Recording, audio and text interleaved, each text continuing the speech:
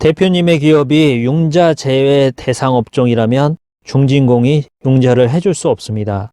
대표적인 융자 제외 대상 업종은 도박, 사치, 부동산 투기 등에 해당되는 업종과 국민 정서상 지원하는 것이 부적절한 업종, 철도 운송, 도로 운영 등 공공부문이 운영하거나 지원하는 업종, 그리고 변호사, 세무사 등 고소득 업종, 금융, 보험 업종, 이 외에도 융자 제외 대상 업종을 별도로 규정하고 있습니다.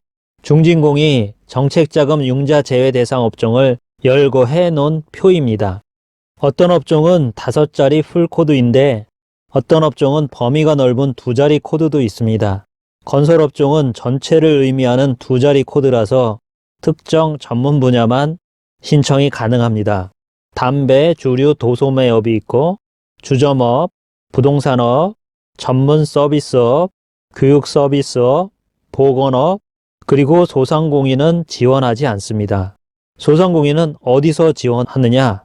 잠시 후에 알려드리겠습니다. 융자 제외 대상 업종 중에서 예외 적용이 되는 업종이 있습니다.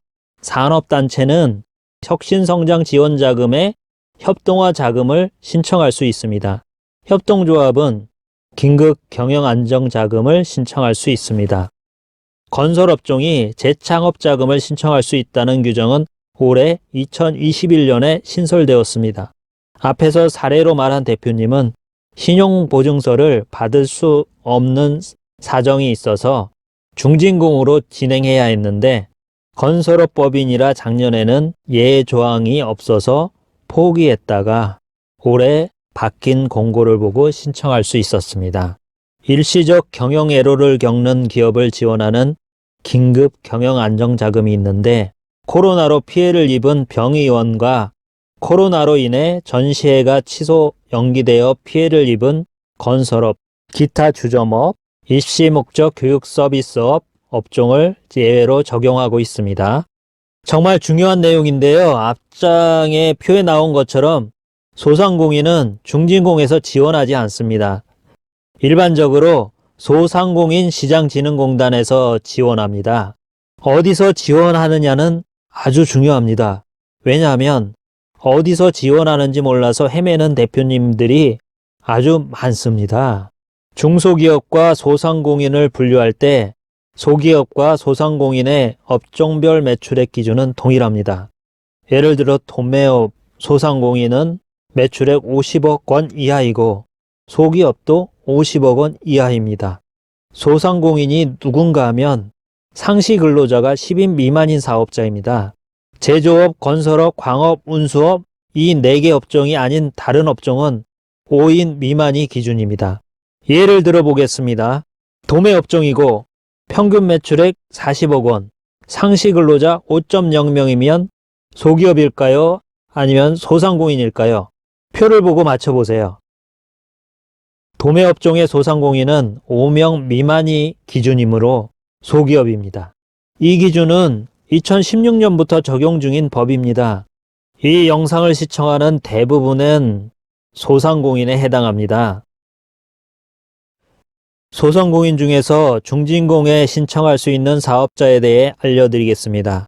첫째, 제조업을 하는 소상공인은 중진공에 융자 신청이 가능합니다.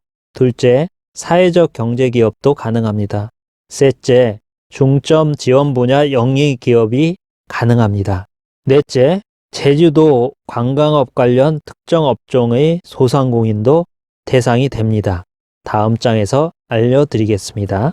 중점 지원 분야는 혁신성장 분야, 그린 분야, 비대면 분야, 뿌리산업, 소부장산업, 지역특화산업, 지식서비스 산업, 융복합 프랜차이즈 산업, 물류산업, 유망소비재 산업입니다. 중점 지원 분야를 영위하는 소상공인이라면 중진공에 융자 신청을 할 수 있고 다른 업종보다 우선 지원을 받을 수도 있습니다. 중점 지원 분야에 대한 자료는 동영상 아래에 링크된 글을 참조하시기 바랍니다. 관광객 감소로 타격을 입은 제주도 소재 소상공인은 중진공의 예산으로 지원받게 되었습니다. 표에 표시된 업종만 지원이 가능합니다. 신시장 진출 지원 자금은 소상공인도 업종 구분 없이 신청할 수 있습니다. 재창업 자금도 일반 도매업을 하는 소상공인이 신청할 수 있는 것으로 2021년에 개편되었습니다. 정책 자금은 어디서 지원을 받을 수 있느냐가 아주 중요합니다. 자신의 기업을 어디서 지원하는지 알려주는 곳을 찾기가 의외로 어렵습니다.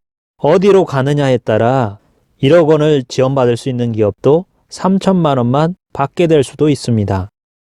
앞에서 예를 들었는데요. 건설업종은 융자 제외 대상 업종의 예외사항에 해당한다.